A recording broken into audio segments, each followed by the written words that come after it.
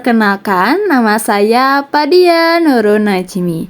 Di sini saya akan menjelaskan penggunaan dua jenis media ajar yang bisa dimanfaatkan dalam pembelajaran, yaitu yang pertama media ajar digital dan yang kedua adalah media ajar yang konkret. Baiklah, sekarang kita dengarkan bersama-sama panduan penggunaan kedua media ajar tersebut. Halo teman-teman semua, selamat datang di video panduan penggunaan media ajar digital menggunakan wizard yang berjudul ide pokok dan ide pendukung dalam teks deskripsi. Media ini fokus ke elemen membaca ya. Untuk memulainya, kalian cukup menekan link yang sudah tersedia. Setelah kalian menekannya, secara otomatis media ajar ini akan terbuka dan langsung menampilkan tampilannya seperti yang kalian lihat di layar ini. Hari ini kita akan belajar bagaimana cara menggunakan media ini agar kalian bisa memanfaatkannya secara maksimal. Yuk kita mulai. Setelah media ajar terbuka, kalian akan langsung melihat bagian teks deskripsi yang berjudul Bandung Kota yang Penuh Pesona. Ini adalah teks yang akan kalian gunakan untuk berlatih menemukan ide pokok dan ide pendukung. Kalian bisa membaca teks ini dengan saksama, menggulir ke atas atau ke bawah jika diperlukan untuk melihat keseluruhan bagian teks. Nah, di bawah teks deskripsi ini kalian akan menemukan bagaimana cara menemukan ide pokok dan ide pendukung dalam teks deskripsi. Pada bagian ini berisi panduan langkah demi langkah tentang bagaimana kalian bisa mengidentifikasi ide pokok dan ide pendukung dalam sebuah paragraf. Bacalah poin-poin dengan teliti, ini akan menjadi petunjuk kalian dalam memahami teks yang ada di atas sana. Setelah kalian baca panduan dan memahami cara menemukannya, kalian bisa langsung menuju ke bagian kuis.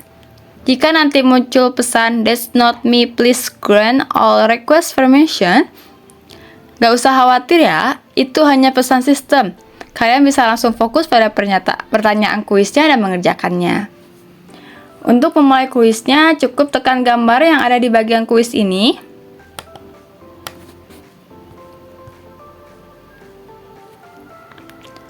Setelah kalian menekannya, kalian akan dialihkan ke halaman kuis word wall yang interaktif.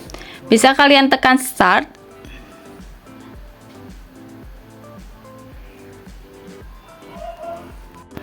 Setelah halaman terbuka, di sini terdapat judulnya Kuis Ide Pokok dan Ide Pendukung Teks Deskripsi. Kalian boleh mengetuk start. Nah, kuis ini terdiri dari 5 soal pilihan ganda. Kalian hanya perlu membaca soalnya ya, lalu memilih salah satu jawaban yang paling tepat dari pilihan A, B, C, atau D yang tersedia. Kalian bisa baca soalnya dengan teliti, lalu pilih jawaban yang benar yang mana.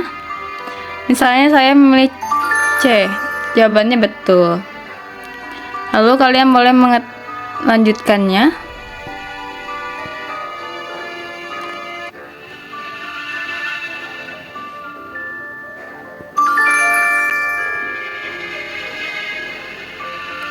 Kalian bisa mengerjakannya sampai selesai. Jika salah, di sini terdapat ditunjukkan lagi jawaban yang benarnya yang mana.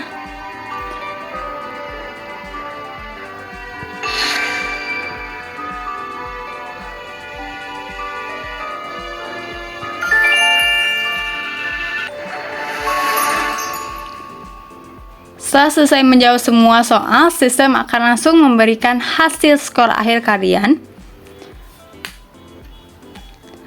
Kuis wordroll ini akan menampilkan skor akhir kalian, yaitu di sini terdapat yang benar jawabannya 3 dari 5 soal dengan waktu 518 detik.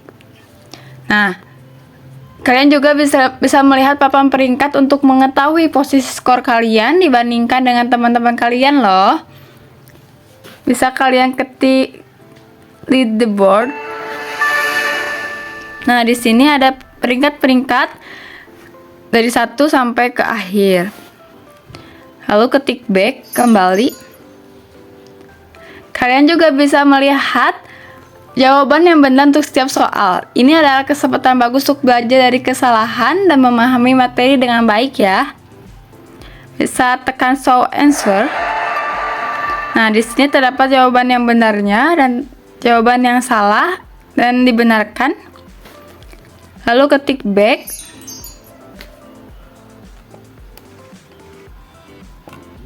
Kalian juga bisa memulai kembali, yaitu dengan mengetik start again untuk memulai kembali gamenya. Itu dia panduan singkat mengenai cara menggunakan media ajar digital, ide pokok dan ide pendukung dalam teks deskripsi. Saya harap media ini bisa membantu kalian belajar lebih efektif dan menyenangkan. Jangan ragu untuk memutar ulang video ini atau menjelajahi media ajar ini berulang kali. Selamat belajar dan sampai jumpa di video panduan berikutnya. Bye-bye. Halo semuanya, di sini saya akan memperkenalkan salah satu media ajar yang bisa digunakan guru untuk mengajarkan teks deskripsi dengan fokus pada elemen berbicara, yaitu mendeskripsikan sesuatu secara lisan.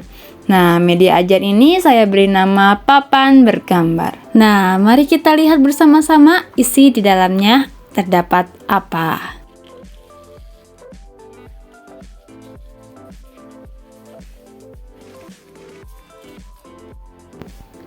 Di dalam papan bergambar ini sudah terdapat beberapa kartu gambar yang dapat digunakan siswa untuk berlatih mendeskripsikan objek, benda, atau gambar secara lisan. Di samping kartu gambar terdapat materi atau pembahasan singkat mengenai bagaimana cara mendeskripsikan sesuatu. Di sini dijelaskan langkah-langkah yang bisa diikuti siswa saat mendeskripsikan, yaitu yang pertama, lihat baik-baik objeknya. Amati dengan teliti semua detail yang ada. Yang kedua, pilih kata yang tepat dan jelas. Yang ketiga, susun sesuai urutan. Urutan di sini yaitu susun sesuai strukturnya. Lalu yang terakhir adalah seringlah berlatih. Begitulah langkah-langkah yang bisa diikuti siswa dalam mendeskripsikan. Nah, gambar-gambar di sini bisa digunakan sebagai contoh bahan objek yang akan dideskripsikan oleh kita sebagai pendidik kepada para peserta didik.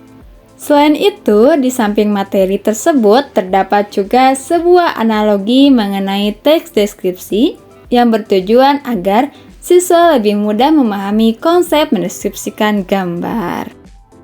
Kemudian di bagian tengah papan bergambar ada satu fitur menarik, yaitu papan permainan. Bentuknya mirip seperti papan monopoli atau bisa kita sebut sebagai papan permainan deskripsi. Di sini siswa diajak belajar sambil bermain. Cara mainnya sangat mudah. Sebelumnya, di sini terdapat pion yang akan berjalan sesuai dadu yang dilemparkan oleh para siswa.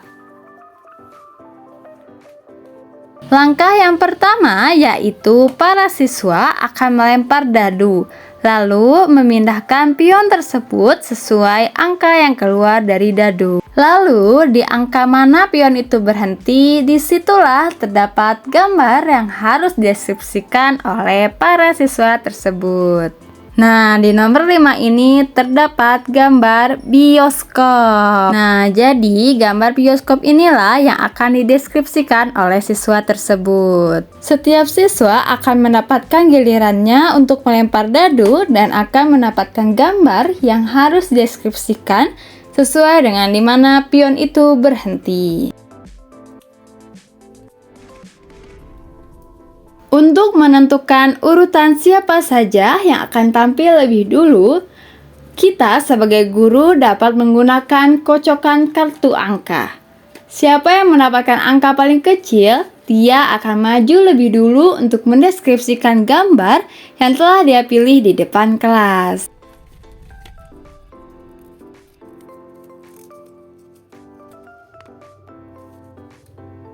Dengan adanya media ini, pembelajaran teks deskripsi jadi lebih interaktif, seru, dan tidak membosankan. Siswa tidak hanya berlatih berbicara, tapi juga diajak bermain sambil belajar. Melalui permainan sederhana ini, siswa tidak hanya diajak untuk belajar, tapi juga bisa lebih percaya diri dalam berbicara serta mengasah kemampuan berpikir dan menyusun kalimat dengan runtut. Dengan adanya media ini, diharapkan proses pembelajaran bisa menjadi lebih menarik, menyenangkan, dan mudah dipahami oleh siswa. Demikian penjelasan mengenai media ajar yang saya gunakan. Semoga apa yang saya sampaikan bisa bermanfaat dan dapat diterapkan dalam kegiatan belajar dan mengajar. Terima kasih sudah menyimak penjelasan ini. Sampai jumpa di kesempatan berikutnya.